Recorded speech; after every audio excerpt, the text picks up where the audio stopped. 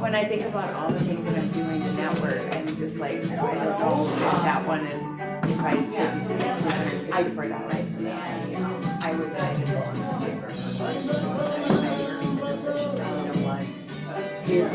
it's the result. They always sit together. They don't spread out. They don't network. Yeah. So I just but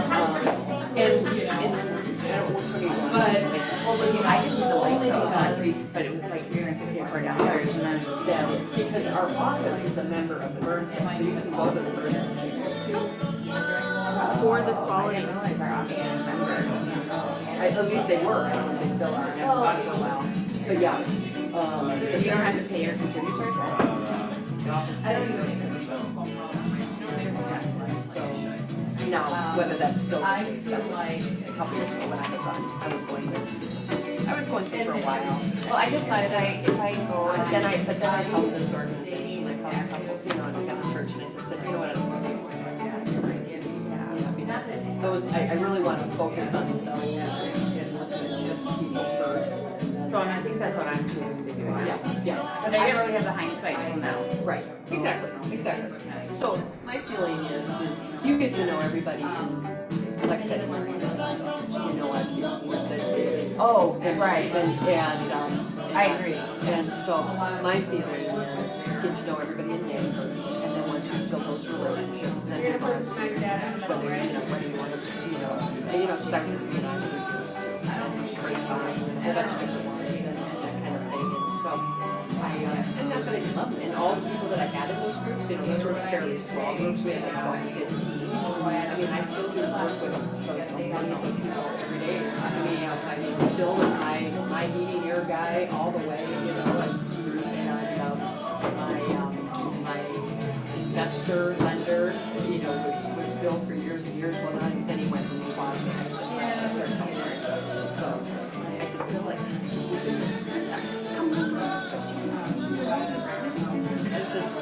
nope, not interested. Been down that road before. He says, that's not my, I don't want that. I don't want that.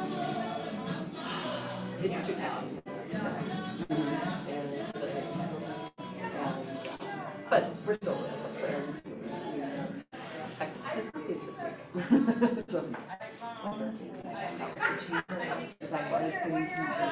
they are so fast. Always let me know right away. Oh, Debbie and Terry and right. So fast. It's already quite what it that it would be like can be established relationships with businesses that have. Well, and that's fun. It does. There's always new people. It did when I walked in the first time, but it does now. Different businesses that you can. Absolutely. Nobody's guaranteed anything. So. It's because.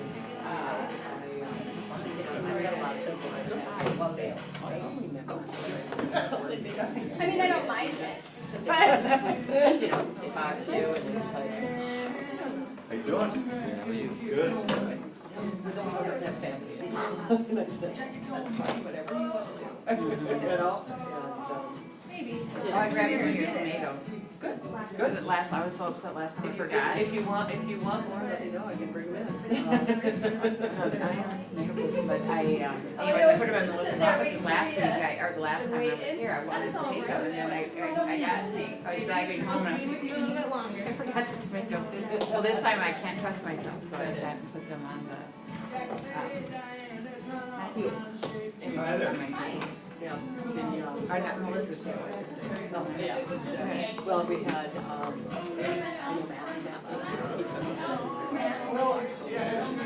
I did. You were in our. And I brought. No, you're doing something else today. Oh, yeah? The guy? I wasn't sure if that was still on or not. How did your class go this morning? I think pretty good. It's really fun. I'm excited to get more into it. I love it. Like, it's not a class. It's more like, okay, let's explore together, and I'm not afraid to look into stuff. So, and I like using the tools we already have that a lot of I didn't agents say it was just good. don't have the time to dig into. That's my point.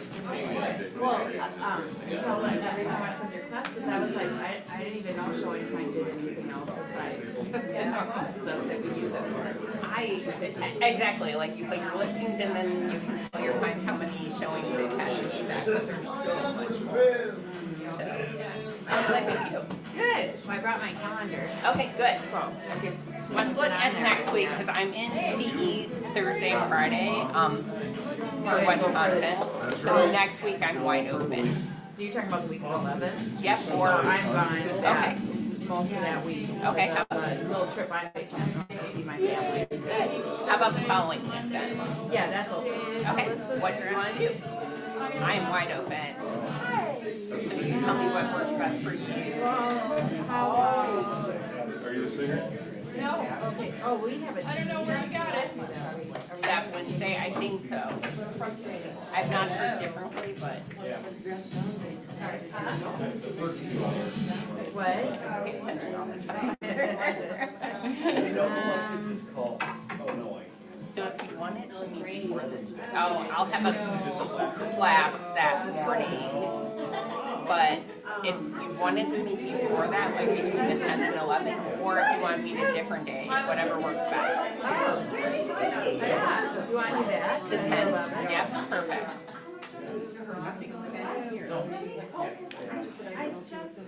Why don't you come to my office and we can have coffee and it can be chill and we can just go through stuff. Okay? Oh, that's nice of you to have time for that.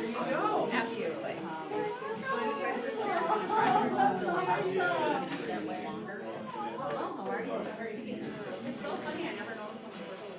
Perfect. Yeah, because today I thought I saw that, like, that mastermind too, after, you know, that saw somebody had. And then I knew there was a tech one, but I thought you were the tech. And so then, I was getting ready this morning, and then I went and looked to see what the weather was like. Yeah, what? Today or short, and then I saw them say, it wasn't sent till this morning. And so then I go, they were like, well, just to remind you, it's 9, and I was seeing that at about 8:45. And I think the feedback we got is like perfect, better. People have and What? 9 o'clock early agents. And people with kids are just getting off checking your email. So we might switch it to 9:30 going forward. I just have to talk to the powers now. I was told. I know, so I'm glad I But I think we might get more people at 9:30. Well, and see, for me, it's just a matter of knowing. And I am on second shift in the sense. Okay. Usually my day, I'm going, starting my day around 9, but I will, other than taking a break, taking some I will work it, right? And so then I don't feel guilty for the day at night, at my age, right? Almost 50. You get to do whatever you want to do because you are self-employed. But I still work my day like I work if I can, typically. So, anyways, but if there's plenty of times where I have to get up early, I'm fine with that. I just have to know. And somehow, and I know you guys advertised because I knew about your class coming up, because they advertised it in advance, way in advance, and I failed to write it down. And I should have sent out something, and I just didn't this time. But it was really nice. It was small, intimate, which is nice to be able to, like the first time, like to get to know people. You know? Sure. So it was fun. I had one of my friends who were just text me, and she was like, I hope you have time, but can I come one time without getting like recruited? I didn't get it all the time. It's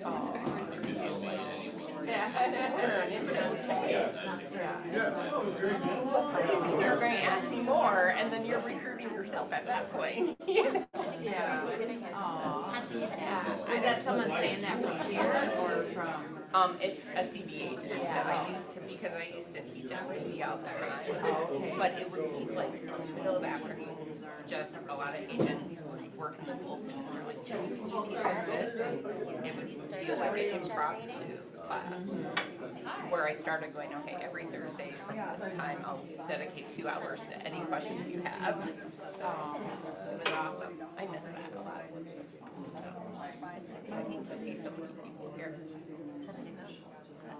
We're up north in Philly. I'm from the Superior Duluth area. My dad lives in Silver Spring, so I'm gonna go visit him. And then I'm gonna spend 2 days seeing girlfriends I went to high school with, right, that are still up in that area. How fun were you? Well, that'll be fun. The funnest part is when I'm seeing my girlfriend. Yeah. From high school. Yeah.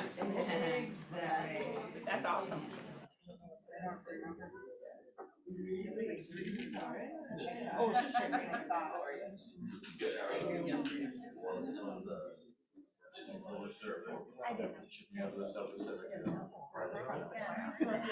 know what, you guys can sit here, because I'm sitting over here. Oh, okay.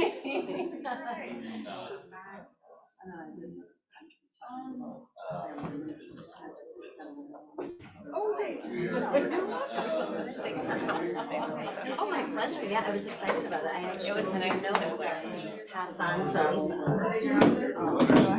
We're meeting in a few weeks to meet Melissa, or me and Lisa are going to meet and just go over. Because I was reading the note, I got a note saying. Hello, everybody.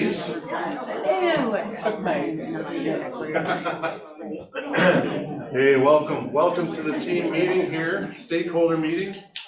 There are many of you that are super excited because your kids are off to school.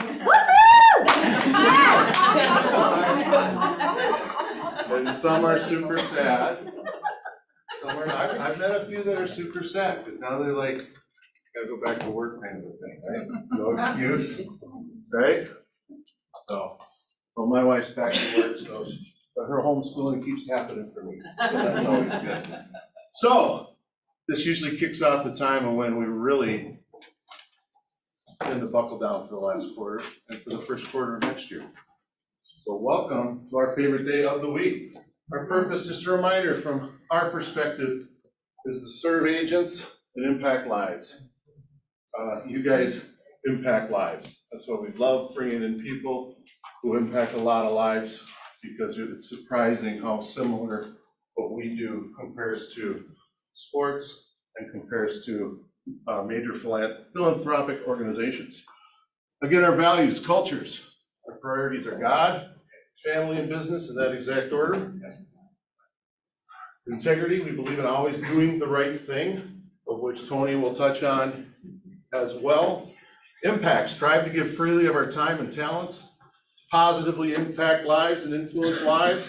And growth, encourage strong work ethic plus consistency, systems, models, and tools to achieve those results, like Mr. Oliver did last week. Jason Oliver. Jason Oliver here with Growth. He puts systems and models. So if you remember last week, what we did was, with Jason, was he had 4 closings in the week. And I went up to said, Jason, how'd you get 4 closings in a week? He said, from the stuff I did 60 to 90 days before. And he goes, it's as simple as that. I just do these things every day, no matter what's going on in my life. And it's simple, but it's not easy, right? It takes some discipline. And we all know he takes so much time to help one another. Whenever he can, he reaches out and takes care of people here. And it's always fun how he lights up the room. And Philip, some of you may remember, he was here a couple team meetings ago, the last team meeting, right? And he had his canine dog, and he was involved in one of the largest drug busts this state's ever seen. So 21 years on the force, and he's one of us. I think that's pretty impressive. So he is also the play of the week, and Tony's organization actually, I believe, helps with training and talking to police officers, correct? Yes. Okay, just a reminder, the fundraiser for the West St. Paul Canine units is this Saturday. If anybody wants information, come see me. and selling raffle tickets for that as well, so. Awesome. Raffle tickets. Go see the house mom. Well, we've got 3 people to congratulate. We have our own beloved broker, Melissa Johnson. We have Scott. Where you going?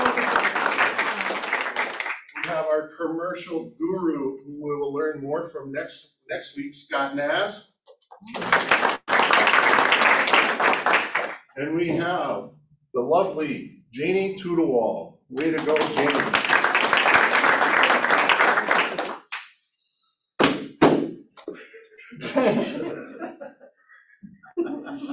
You can't tell it's Melissa. It's getting to be that time of year. Who can relate to this? Right? Isn't that hilarious? Okay, this is also kind of funny because we talked about my kids going back to school. Do your kids watch hours and hours of unboxing videos on YouTube? Oh, what do we have in here? These are the dollar store socks I bought for my kids. Put it in their stockings. Turns out they never even wore them once. These are the socks that cute little Aunt Judy gave them to say congratulations on getting back in the swing of school. Never wore them once.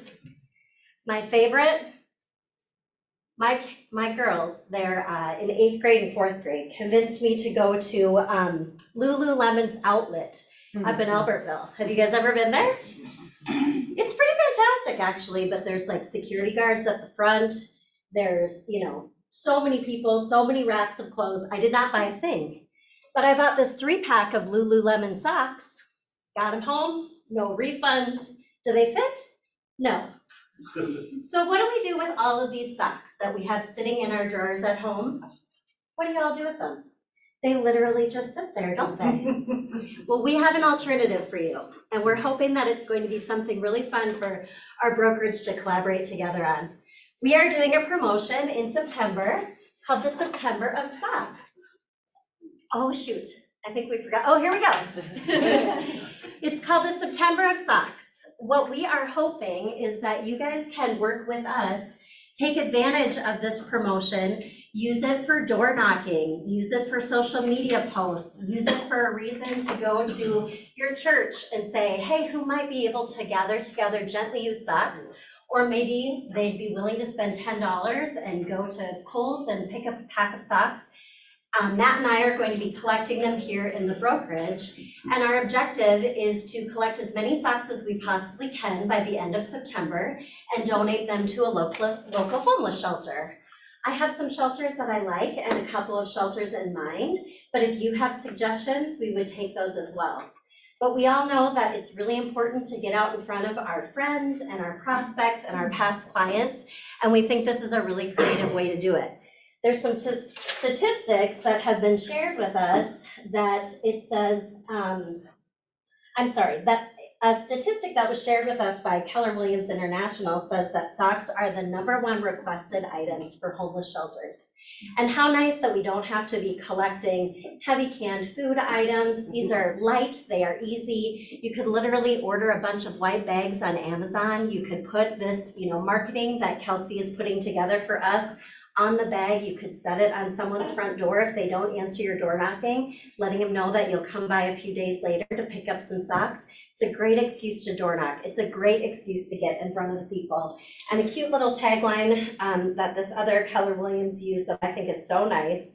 It says, Keller Williams is the largest real estate company in the world, and our agents live to help people find homes. When we can't do that, we at least want to help people get back on their feet. So we're going to be putting together weekly ideas and inspirations for you guys. Maybe you do a funny little social media video, maybe you do some funny graphics, but please take advantage of our collaborating, helping you guys prospect. Thank you.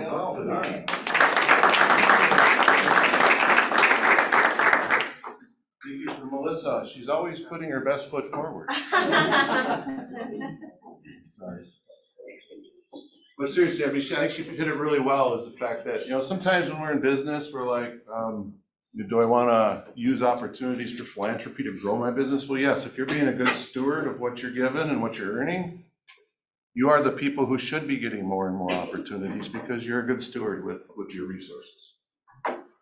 All right, let's hear it from our Diversity, Equity, and Conclusion Family Committee. What did I say? Conclusion. Well, I want to hear what conclusion they came up with for their event. Thank you, committee. Well, we are putting together an event, and we just wanted to. Can I share with you what we're doing, what we're up to these days, Yeah. that you all can plug and play? Yep. So we will be doing a coat drive. So nice to pick More it to up come with on you. that. Yep. But if you have any coats or anything like that you or your children may have outgrown, you could donate them to us because we'll be probably partnering with you guys to get those out to the community.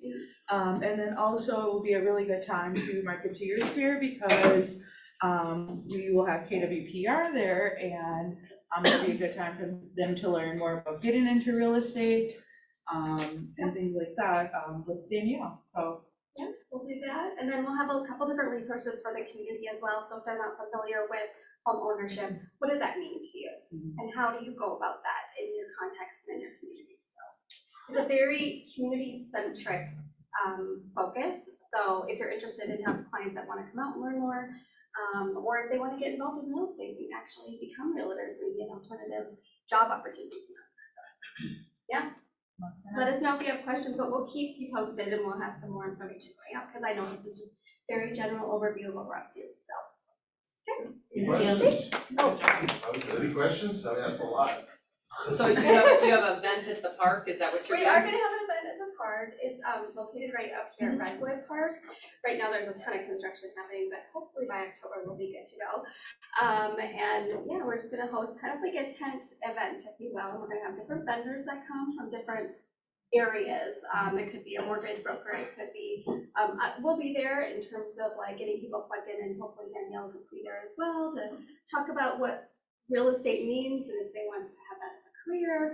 I don't know, we just have a couple other vendors in mind that we'd love to have there to continue to educate our community about real estate and home ownership and kind of meeting them where they're at. And who should they reach out to if they want to be more involved in your committee? me, Mo, or Shane. So yeah, any of us, so we can help. We would love some more involvement in it, but Yeah, it's just us right now. just trying to meet people where they're at. All right. Thank you so much. Thank you. That speaks to our community in so many ways, doesn't it? Thank you so much for the conclusion. So the events and training we have coming up. Jason, win with sellers. Is that just the basements or the? You just want to win, dude. I just want to Win, baby, win. All right, that's awesome. Well, we need that right now, right? We need to win with sellers. We have the Preferred Health Day coming up with Lifetime Fitness. Anything you want to share, Ma? They are going to be coming here, thanks to Nicole for helping coordinate this part of it. They're going to be talking about the discounted program you can receive through Lifetime, and they're also going to be demonstrating some new technology that they have. So just come. Awesome. Well, thank you.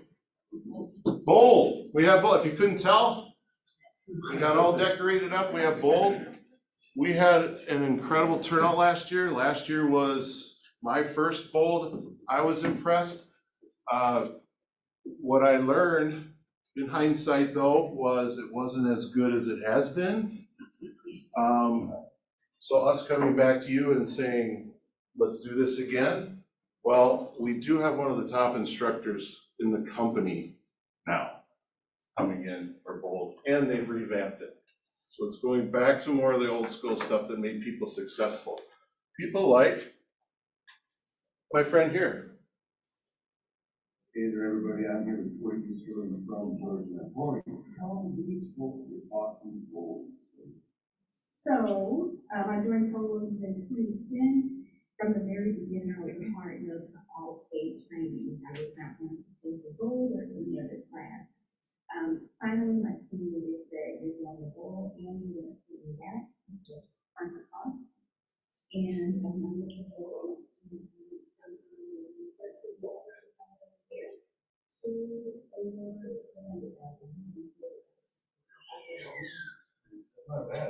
So if you went once, you got it done, it's all good, you never go back. Oh, I went back several times. I think I am 8 times full. Dang, you're a bold person. Yeah, I hope y'all wanna be as bold as her, so let's go. All right, just like many of you, she tried to walk away from the conversation. Again, can't say I blame her. So yes, just we wanted to get in your mind right now, we are gonna start that push because again, Q1 depends on what we do this next quarter, right? And are we still in the storm? Is it still stormy out there, or is the market okay and we're all good? No. So one of the biggest things Bold can do, again, if it's, the cost of what it costs, $800, you're gonna get, what is it, an average of 8 to 11 deals next year because of the work that you put in Bold. So it's an incredible investment into yourself. And let's see if we can make some hay this year. Productivity coaching, Danielle has that on September 12th, PC call night. So PC clients, agents, bring your leads. And Wednesday the 20th, Krista was asking, we have a career night and that's 6 o'clock. So people that you know who may be considering this as an opportunity, come on out September 20th. We can love on them and see if this is for them. Profit share with Danielle and myself, that's coming up here on the 21st as well. Why profit share? Well, why not? I think there's a lot of, one of the biggest keywords right now in real estate that realtors actually type into Google and learn is wealth. And this is an opportunity to create generational wealth while building an even more incredible place to work and people to celebrate life with. All right, well, let's bring up one half of the dynamic duo, Drake. All right, thank you.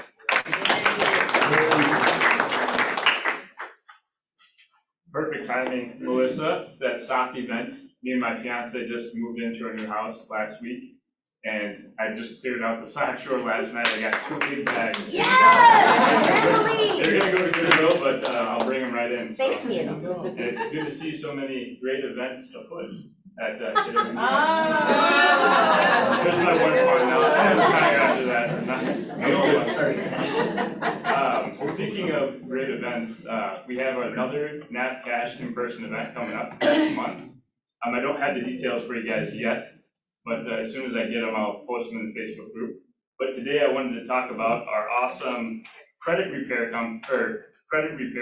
company and program that we've partnered with. And we've talked about it before, but I want to talk about it again because there's a new kind of element to it. And so I guess first let me just see if we have we'll start with this one. So this is our traditional U-Qual program that we call it.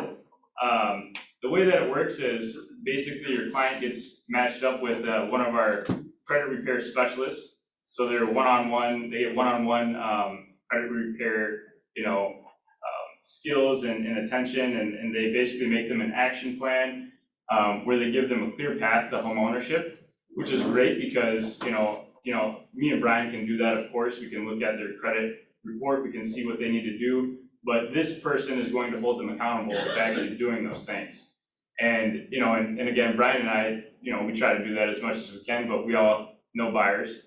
And this is even better because once they go to purchase with us and they get paired up with their credit repair specialist, they also get a $500 credit towards the purchase of their home. And there is some caveats to it. It's not all free. There's an $89 setup fee, and then there's a $99 a month fee. And we've had it, time and time again where people get signed up for the program. They're only 2 months out from purchasing a home, so they pay the $200 for the setup fee and the month of credit repair, and then they're actually getting essentially a free credit boost, and then a $300 credit towards their transaction. So there's different ways to work it. It just really depends on the timeline, but we'll talk to Brian and I, and we'll make sure that makes sense for them. But then also we have this new program called Quick Qual, which is essentially it's a an instant boost where they'll call the credit specialist, they'll look at their report, and we've talked about what we've had in the past called a rapid rescore. It's very similar, but again, this person is going to talk them through it, make sure that they understand what they're doing, if they need to pay off any debts, or what exactly they need to do. So just here's an example, just boosting their score anywhere from 20, 30, 40 points kind of thing, and shows you here before a quick call they're at 630, after it's 650, and the rate quoted originally was 7% at 630. Just getting them up and over 640, even 650 threshold can have a big impact, and so it just kind of shows you the difference in payment and the new rate. So, and then there's also a breakdown of the monthly savings. So it's an awesome program. Again, it's free for your borrowers, so it's it's definitely worth their time to just do a quick look and do a quick call just to see if there's any potential to boost. So if you guys have any questions, feel free to reach out, and I'd be happy to set any of your buyers up with this quick call. Awesome. Thanks, guys. Thank you. Appreciate it. And we're gonna have more and more opportunities talking about mortgage hacks, because as you know, the rates are a little bit higher than what our clients are used to, but there's opportunity in that. So we're gonna seek where that opportunity is, not just for our buyers, but how can our sellers use these opportunities to help get more out of their home. All right, well, so this guy, all right, so all y'all know, we like to talk a lot about mindset. And one of the things we've recently talked about is the law of the lid. According to John Maxwell, his success is within the reach of everyone, but I also believe that personal success without leadership ability brings only limited effectiveness. So his point is if you have a leadership ability of an 8 on a 1 to 10 scale, and you're a 7, and you don't continue to work on your leadership, you're gonna keep bumping your head at 8. You're never gonna get beyond that. No matter how much you put into your business, you're still gonna keep stopping here. So, one of the things that I admire, there's many things I admire about Tony, but one of the biggest things is his commitment to being a better leader, even though he's one of the best leaders I've ever met. So come on up, Tony. Tony Sanneh.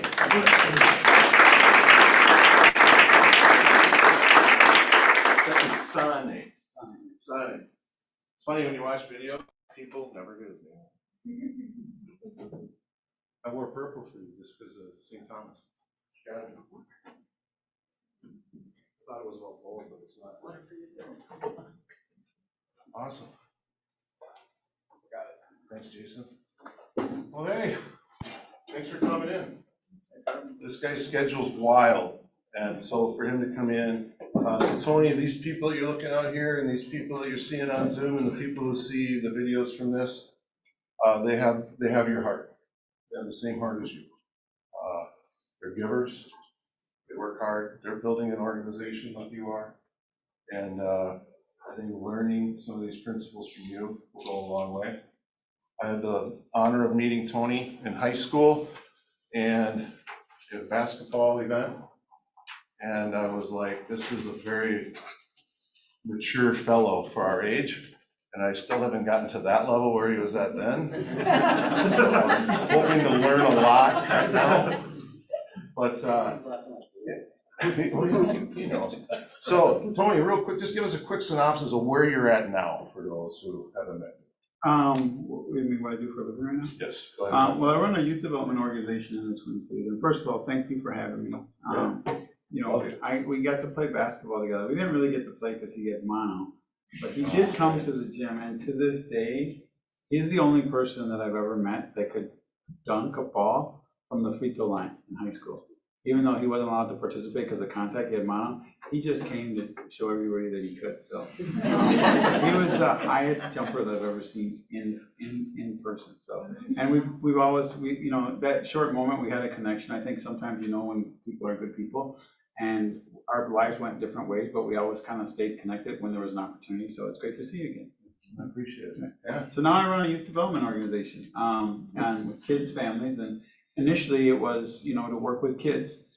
And then I realized that we would get better results if we focus on the staff working with the kids, especially with staff with the same lived experience, which came with a whole bunch of challenges. So then we ended up developing services for our staff members. So we like this term called dual track. So all of our employees, our direct service employees, are in what we would call human development. So typically we say, you know, workforce development, we want you to go to high school, college, get a job.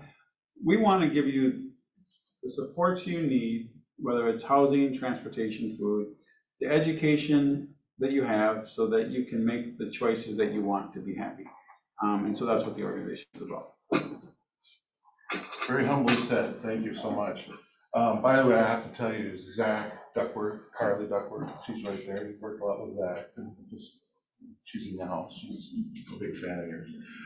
Thank you for the nice quote too. Oh yeah, there we go. Yeah, see. Yeah.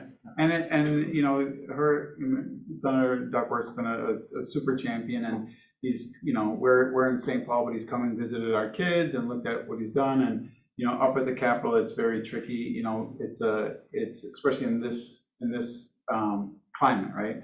And so we've always gotten bipartisan support, and it's been great to have him on our bills and being the two champions. So I know we're in his neck of the woods, so we're lucky to have someone like you represent. Oh, absolutely. And let's get deeper into politics. We'll hold off on that. So we'll come back to that. We'll come back to the playing in a World Cup and such. But first of all, I want to start with leadership. So here you are. You were a leader on the field, the pitch. Sorry. Yeah. You purists. You what's his name? Ted Lasso. Thank you, the Ted Lasso. You're a Ted Lasso fan? Yeah. All right, that's good to know. I got something for you then. I'll give you it. I got a Ted Lasso book for you. Oh yeah, let's hear it. Well, I got to do it. My staff is going to make fun of me. Oh, welcome staff. Well, first of all, who's here? Stand up. Who's here? Hi. What's your name? Sophia. Hi, Sophia. I do marketing and content strategy for the Sanneh Foundation. Nice. Who else you got there? Move over. Hi, I'm Amy. I am the director of marketing and events for the foundation. Thank you. Anyone that enjoys galas. Oh yeah. Hey, thank you all for your work, by the way. What's your quote, brother? Jimmy, I can show you this. They won't hear you this, but this was my favorite gala last year. Favorite that? Mets player ever for you? That's Coach Beard. Sanneh. Say what? That was my favorite day of the last 2 years. You paid him, right? I didn't know it, and then a week later, my friends ran into him at the airport and stuff. So it's been cool. That is cool. That tells you the impact. He's old, he's old, and he remembers me. We're old. We're old. I gotta address the elephant in the room. Yes, after all these years, you can remain this handsome. It's God-given, so there's not a class on that we can offer that value. I did lose 60 pounds. Dude, yeah. And 50 pounds in 90 days. They're gonna make fun of me again. I started playing pickleball. I stopped eating sugar and carbs, and so my knees were really hurting, and I just kept playing pickleball. Well, that goes into leadership. You, as a leader, that's something that you're taking care of, right? I mean, that just didn't come because you wanted to feel better. You wanted to, but when you're a leader, you gotta lead with example, right? Yeah, and I went on this crash diet every year for the gala, and like you said, I kept bumping my head, and then all of a sudden I was like 42, 44, 46. I'm like, do I need a 48? And I was like, this year I'm just gonna keep it off, and so I just changed the lifestyle instead of diet. Okay, well, we'll start an accountability group. So one of the things that I was really impressed with when I went and did some more research on them, just so I could make sure that you all got the full scope and as many takeaways as possible. But so here you are, one of the better leaders I've ever been around, as far as an individual who leads with heart and by example, not with words as much. But here you are, you're a great leader. What drove you to then take more classes? And the Bush Fellowship, right? You took on the Bush Fellowship as a Bush Foundation. Maybe you can go into a little bit of that, but I read some of your responses to that, and I'm just floored. What made you go, you know what, I need to learn more about leadership? Well, being an athlete, you want to be better. And I think, after soccer, I wanted to do something to do good. And I've always, I tell people, I know the secret of life, it's making sure people around you have a good time because you feel much better, right? And that's in every aspect. And so, wanting to get better, being competitive at what I do, but it's just different muscles, right? And then I noticed, like on the soccer field, like I could give you a perfect pass and you made a mistake. And I would be like, hey, sorry, I could have put it to your right foot, right? Just because psychologically, I wanted you to be really there. And so much of the game is psychological. Once I started dealing like in other space, right, I'm like, well, you're late. And I didn't have as much empathy because I'm like, well, you should know this, or this is your job. And so I wanted to explore more the science of it. And so that was one of the reasons why I went back to get the Bush Fellowship to learn it. And then I've always been able to kind of feel my way around things. And but then we developed a college pathway program where students could get their master's degree. And here I am without a bachelor's degree running a program helping people get their master's. And even in, like, I'm looking at my staff, looking job descriptions when we're hiring people and it says, degrees. I'm like, well, we can't require people to have degrees if I don't, right? So then I decided to go back and get it. And there was things that, I was an accounting major, so I like numbers. And then I switched to marketing because it was going to be easier. But then when I went back to school, I decided to do in community education so I could, learn more about what I was doing, because I try to be entrepreneurial, and there's a lot of things working and there's a lot of things not, right? And so the question is why. And so I wanted to like take the best from the good and keep doing those things and then look to change the things that weren't working as well. And so it's respecting the past, but understanding like the past got us some of the problems that we have. So let's look at the things that did well for us and then try new things that things that aren't. It's awesome. And in your fellowship, one of the things that you mentioned was, one of the things that looks like they helped you do is do a really deeper dive into yourself. So here's a person who wants to help everybody else. That must have been, first of all, difficult. So, okay, I'm going to look at myself and focus on myself. But what did that help you do to become a better leader by internally going inward before you go back outward? Well, I think it lets you know that we have a lot of different muscles, right? And like, not everything or everyone works the same. And one of the things that was kind of the opposite for me was that, my work-life balance, I had to realize that not everyone's like me, but that's okay to still be me. And I say to like people, what do pro basketball players do in the off season? Anybody guess? Play basketball. Nobody said, hey, you're on vacation, why are you still working, right? And so I just am one of the lucky people that found the job I love, right? So, during COVID, it was like Christmas and I had a roommate and we're like, what are we gonna do, stay here? Or are we gonna we went up and opened the community center and gave away turkeys when people wanted to drive by, right? Like it was something that we enjoyed doing the same way we like basketball. So it was okay for me to do that. And it wasn't like, I'm not looking for attention or being popular. I'm doing what makes me happy, and that's okay. But it's also okay that doesn't necessarily have to be true with everybody else. And so I had to figure out like how I'm different than other people, and that's okay.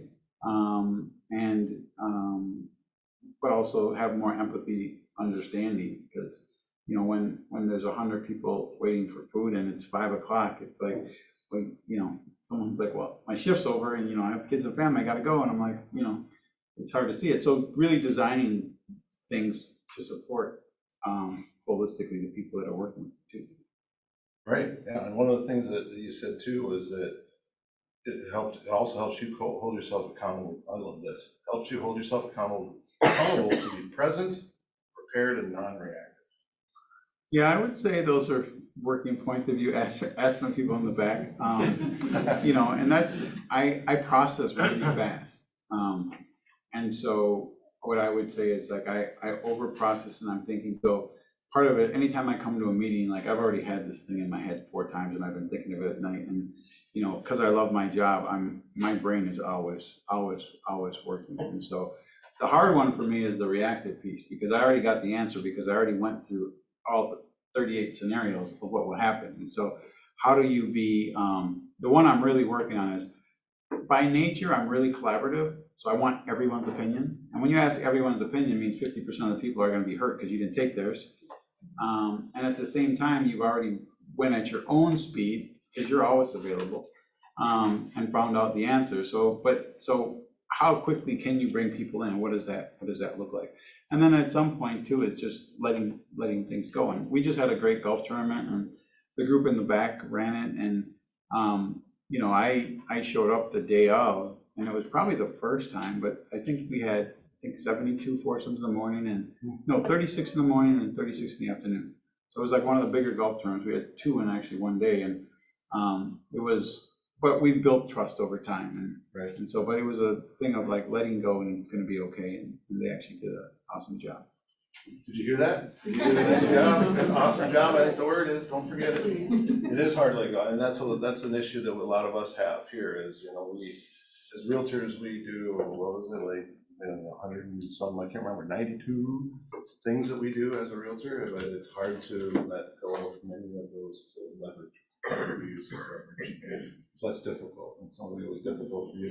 We also, that's why we do, and by the way, we're going to start doing this. You're going to get emails saying, here's the shortened version of the KPA. It's a personality assessment. So you can better know where you're at and who you are now to better tailor when you come up with your October, in October when you come up with your business plan for the following year, that you can then go, okay, my activities, how does that cater to my personality, so I can better take full advantage of every opportunity I have with clients to get my message across. Because when you know who you are and you know who you're sitting across from, your message gets better received, right? You can read that? I could, yeah, this, you guys, yeah. Yeah, it's hieroglyphics. So now let's back up to little tiny Tony. All right. So your mom was a social worker.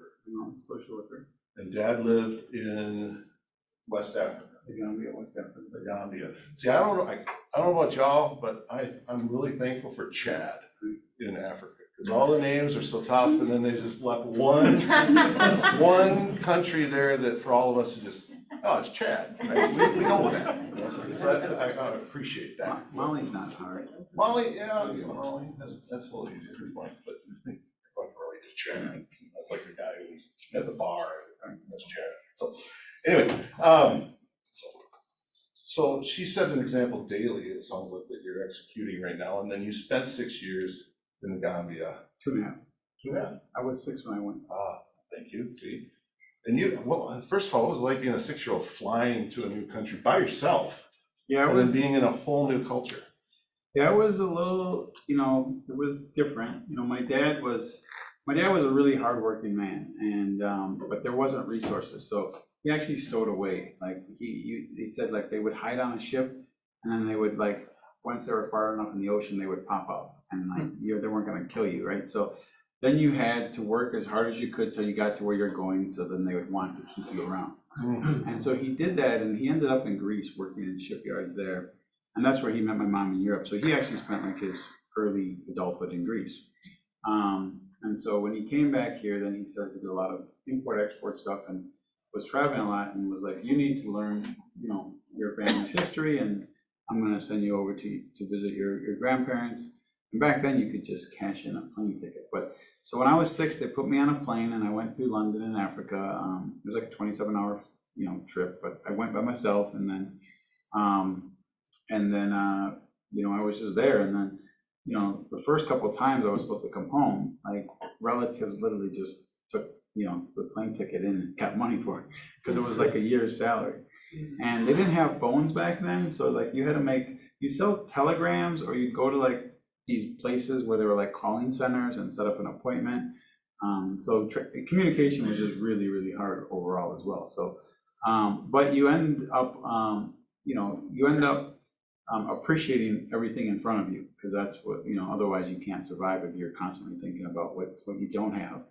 And, I always say, I might have some attachment issues because of that, but at the end of the day, I think it made me culturally full. And I learned to meet and embrace people really quickly. And in any case, sometimes too trusting, because, even in the organization, I would say is I'm more worried about what I'm losing instead of what I'm gaining. So it could be somebody that, is not doing well in 80% of the job, but I'm worried about the 20% that I'm losing, because I tend to focus on the positives, sometimes too much. That's a good, it's better to be on that side. So, so obviously that impacts your whole being today. Now, we'll get to soccer soon. So then you went to St. Thomas Academy, St. Paul Academy, same difference. What are they? They're actually in St. Paul. They're not. I don't know. Back in high school, it was like y'all are the same.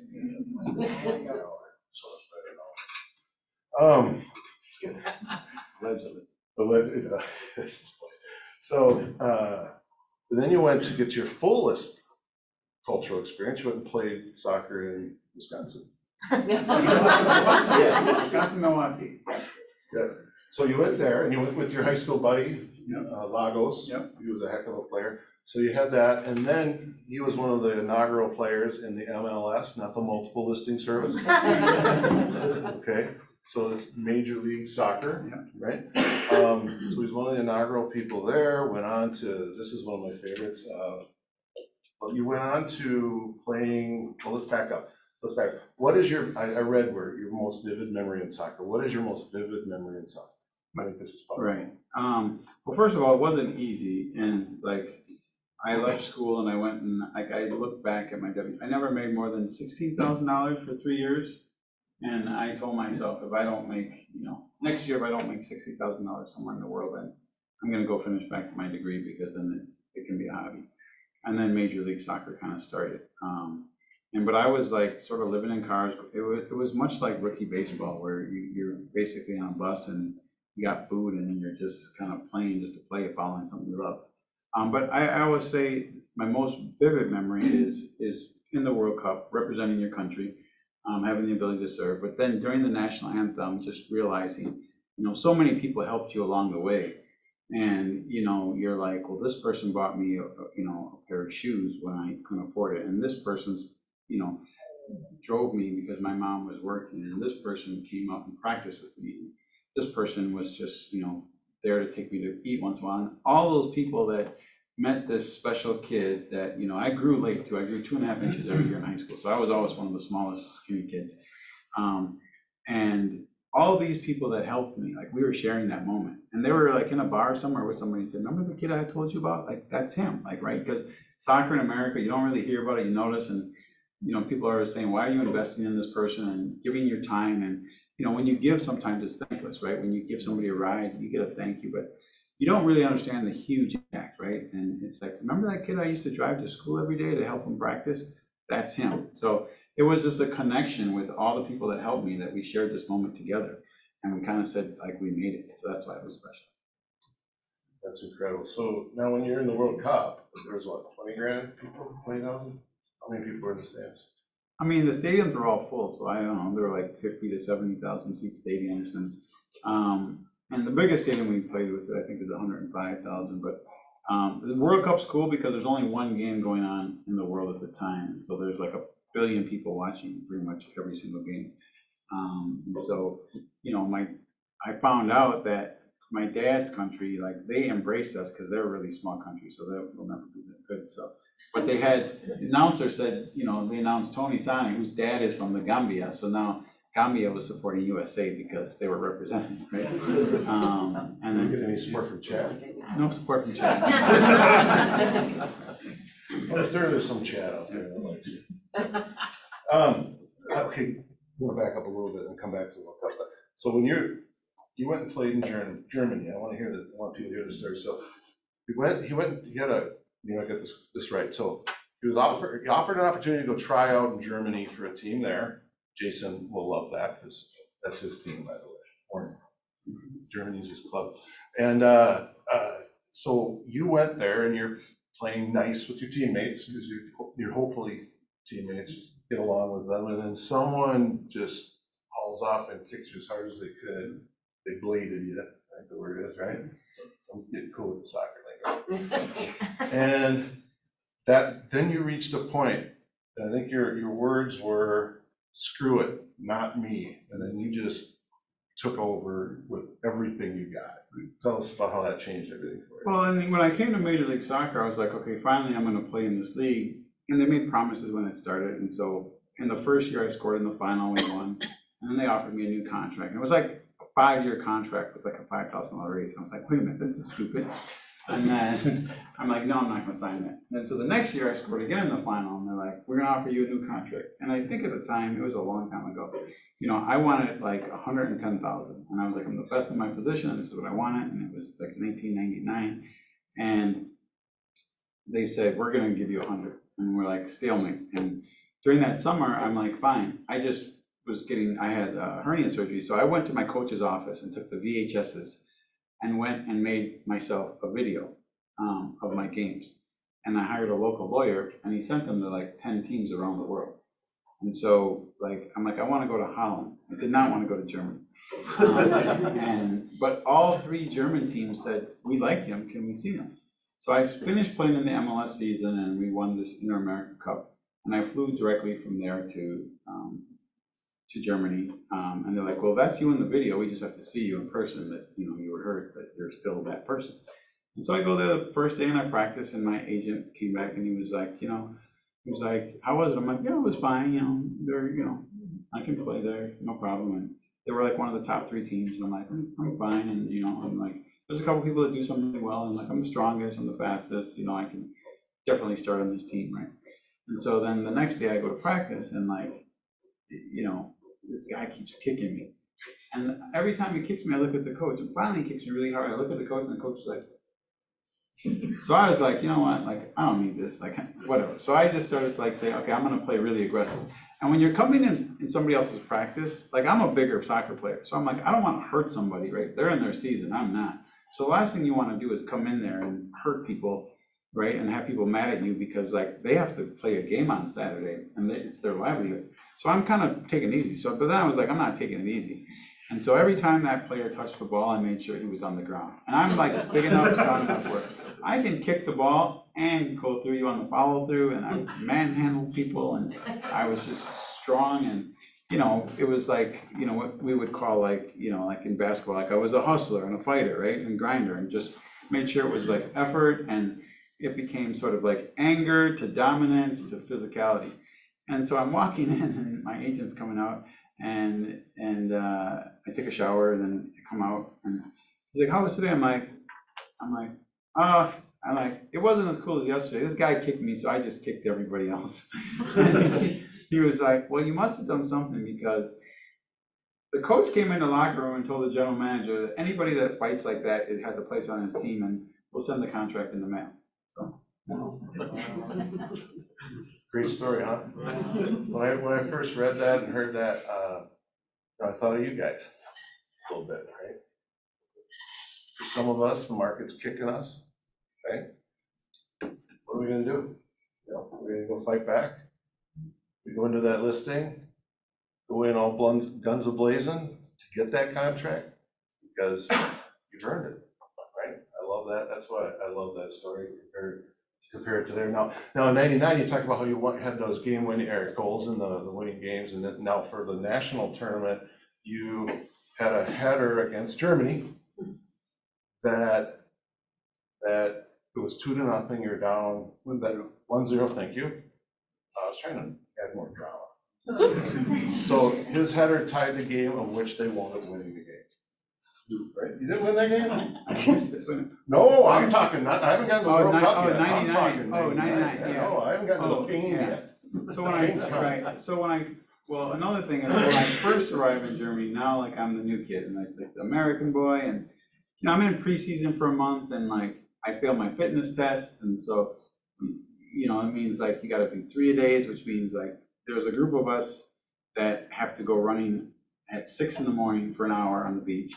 Then you go to breakfast, then you practice at 9, and then you practice at actually 11 and then 3. So we're doing 4 days until we get better. And so I'm like sore, I'm going through this practice, I'm learning a new team, and it's fast, but I'm getting it. And I'm talking to the reporter. The reporter's like, "Oh, you're a great guy," and we were talking and grew a friendship. He's like, "Yeah, I don't think you're gonna play this year, but you know, it'll be a good spot for you and this and that." And I'm like, "Why don't you think I'm gonna play?" He goes, "Well, the team is good, and looking at your technicality and this and that." And I'm like, "Well, I think I can play." He's like, "Well, you know, be positive and you know." So then, like 3 weeks later, we had a game USA against Germany in Jacksonville. So I've been gone in preseason, and so now I'm playing against their best in the country, including my captain is on the German team, but he's like a scrub on the German team, and I'm like a starter on the USA team. And that was actually my first game to start. And so we play them, and we beat them like 3-0, and I score a goal, right? And so it just gave me a lot more credibility, because then when I went back, they couldn't say like, "You're not this," because I beat their best, and they just saw me that like in my environment, this is who I am. And so I think the good note to you is like, you know, your team does help define you, and you see a lot of players, and you look at like a guy like Randy Moss goes from being washed up in LA, the Raiders, and like they say he's done for football, to the next year having the best season of anybody of all time. Or you look at what, you know, Tom Brady did at a certain age with winning the Super Bowl. Like your environment matters a lot, and you're supporting your team. So sometimes with the wrong manager or the wrong teammates, like psychologically and just physically, it's harder to perform as well. That's why culture is a huge thing for us. Support one another. So then, this is the part that I want to get to. So they win 4 games, or is it the 5th? Did you win 5 games in the World Cup, or you won 4 and then played Germany? Well, we won tie. We got to the round of 16, and then we beat that, and then so we were in the quarterfinal game. Quarterfinal game, arguably the best team USA has ever put on the pitch. That's just where we hit pitches. Don't run them. By the way, do you know how many, thank you for having so many kids get into soccer, but do you know why so many kids are playing more soccer these days? So they don't have to watch it.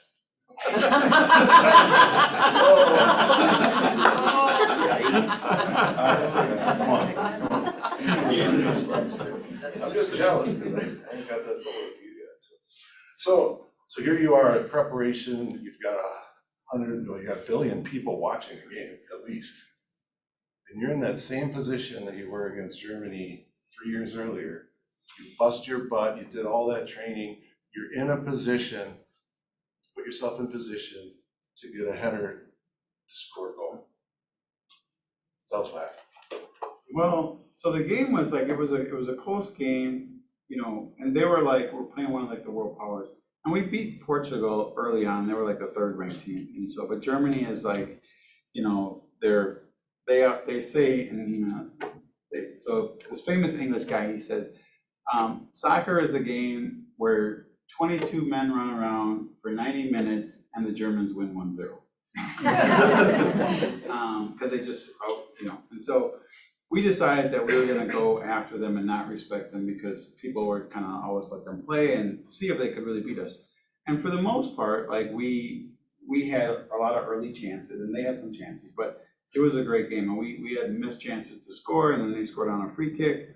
And then, you know, as it kind of got the last 15 minutes, I was playing like right defense, but I was like, okay, we need help. So I just started to like go all over the place. So next thing you know, like I'm supposed to be marking somebody right defense, but I'm playing left forward, and I just kind of start going there. And a ball comes in, and it's kind of going down, and it's weird when you play, because I can remember 2 minutes of thoughts in 4 seconds of real time, right?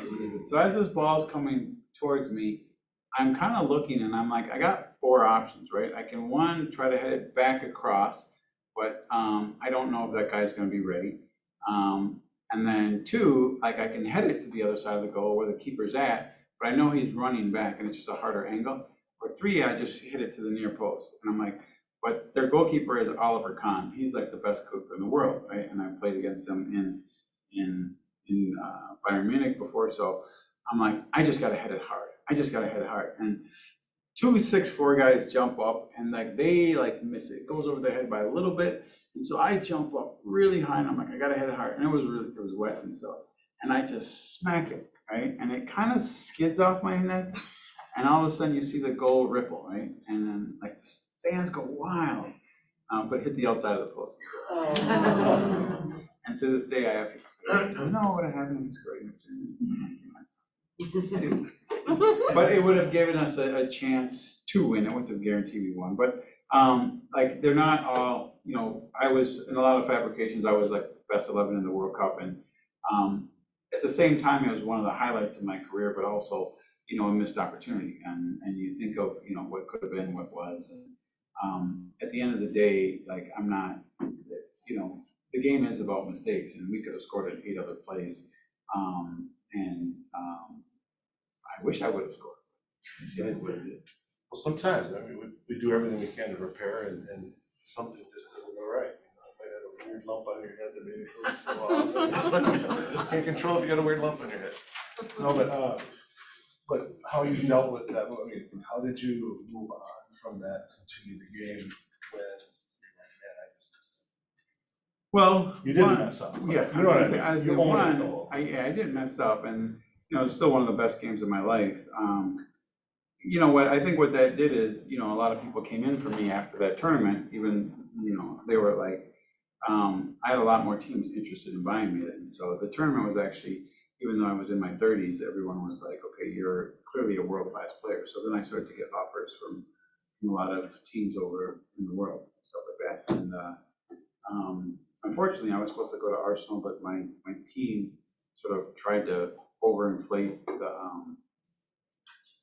the transfer. And in Europe, you don't trade players, you just buy and sell them. So like, you're not gonna like take somebody you don't really want. You're gonna just find someone you want and buy exactly what you want. And so they put a price on you. So my price was actually agreed upon because I was playing well before the World Cup against Holland and Bayern Munich. But they had to keep it hush hush. And then during the World Cup, when they were doing the paperwork, my president of this club called Nuremberg was like, well, he's playing so good now, we got a lot more offers, like, let's ask for more.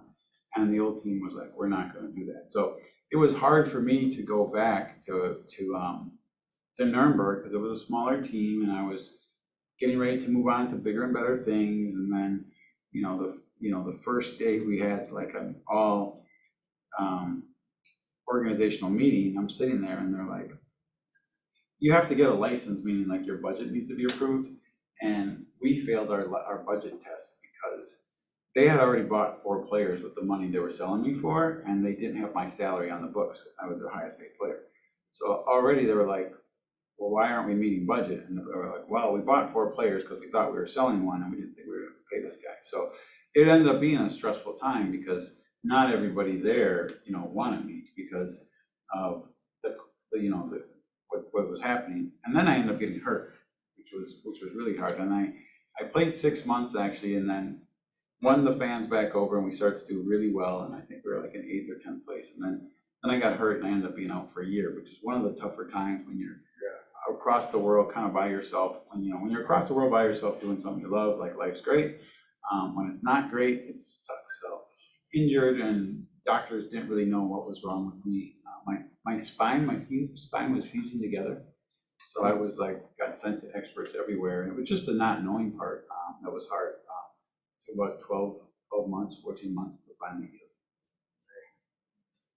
That's not fun. I want to respect everyone's time. We are at noon. Let me real quick, before we start wrapping some of this up, please come up and take a picture with Tony. And what I have here is, as I promised Amy, right, Amy? So when y'all take a picture with Tony,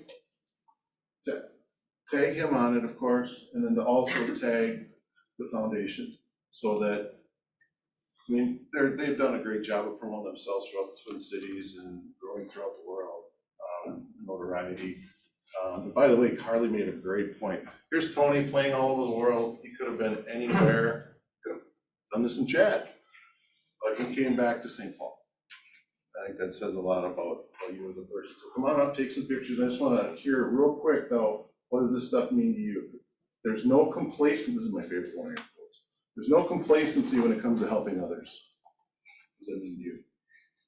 You know, that's where I'm like, the military, the police, the firefighters, doctors, like, you sign up to do this work, and then you take it home, right? And so, like, you don't go to a party ever and say, well, I'm just gonna have 50% fun. Like, you do it or you don't. And so, like, you can't kind of help people. You either help them or you don't.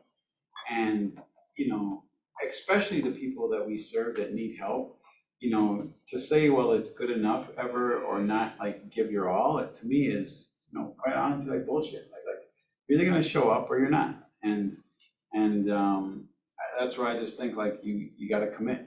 And it's a gift to be able to give. Like not everyone is in a position to give financially, to have time to do that. So if you're gonna do it, do it, and don't pretend you're doing it. Powerful. Now you started with 3 staff, right? Where are you at now?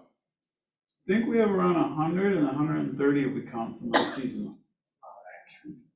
And I love the fact that you'll take kids that either they were in your program or they came from the environment that a lot of kids come from, and you hire them, find them housing, and you turn them into leaders. Yeah, we got our 6th house now. We try to support, and it's not like people are getting like free rent or like a shelter, but we rent them by the room, so they pay $500 or $600 a month. So it's actually about a 4% cap rate, right? So it gives us back on our investment. The organization does well, but we provide the young people like a stability and responsibility. But we have a young man now. He started when he was 14 with the job here. Worked through high school, and now he graduated a political science degree, but decided he wants to help people. Another young man that Amy knows, Michael Alada, that she worked as a Vista in him, and he was actually an All-American football player at St. Thomas, and then came and worked for a couple of years, and now is going to get his master's at Texas to be an architect. So it's great when you see these success stories, but they're not all success stories, and it is a lot of work. And people say, well, when do you give up on people? I'm like, you don't give up on people. That's the point, right? You don't, and that you may not be able to like put other people in harm's way. Like if there's addiction or mental health issues that you don't have the capacity to work with, you find them other supports, but you don't give up on people. One last thing real quick. So you said you build an organization to respond to the needs of the community. Now, I want you guys to think of this as you're the leader of your organization, right? This is called leadership. And y'all are the leadership. Y'all are the CEOs of your company, right? So Tony and his squad built an organization to respond to the needs of the community. We're dedicated to it, to doing the right thing. We don't always get it right, but eventually we do more good than anything else. So everything that he shared today, of course, except for the soccer, playing, you probably can't play at that level, but it's okay.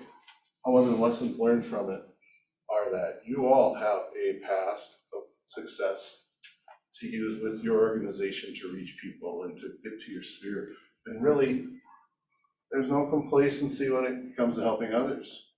So if we want to help others, it's easy to be complacent in our database, huh? That's probably the easy. There's a lot of people who want your help. It might just be a phone call that a timing in which they needed to talk to somebody. So please pick up the phone, no complacency when helping others. Please come up and take pictures. Is there any big questions first? Because like I said, I want to respect that. And there's pizza. So you can eat that. Your salad. Oh, there's salad. There you go. Harley. I just want to tell, like, we volunteer once a month, we've been out there twice in the last year. If you're looking for an opportunity, they have all sorts of different things you can do to volunteer. And I've never seen a local organization take needs of the community and just like, when COVID hit, like, oh, we have hungry people. Okay, we're gonna start a food shelf, and now that just continues. Oh, we have kids that don't have anywhere to go after school. We'll just create a program for them. We'll have a STEM area for kids that maybe would never have experienced STEM before. It's like incredible work, and you're super humble, but you've been there with me. Like it's an awesome thing that you're doing, so I hope you know like how much you're changing that community, because somebody coming in, I can like feel it with the workers that you interact with, and the young man, I'm forgetting his name, do you remember his name? He has the 2 little boys. Do you know? Yeah, like just like he was in the program, and then he's there. We met him volunteering. We saw him at the gala. Like that's an example of somebody whose life has changed because he came into contact with you and the organization. And so, hats off to you. And if you guys are looking for volunteer opportunities, they're a great organization to pair with. So. Thank you. Wonderful. Again, let's pass the pizza, but let's thank Tony.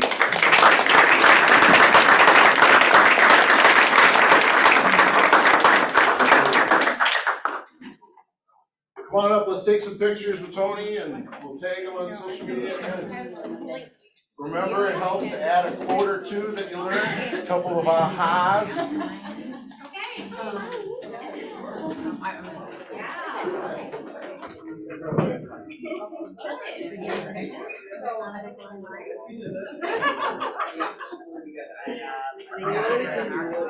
Oh, sure.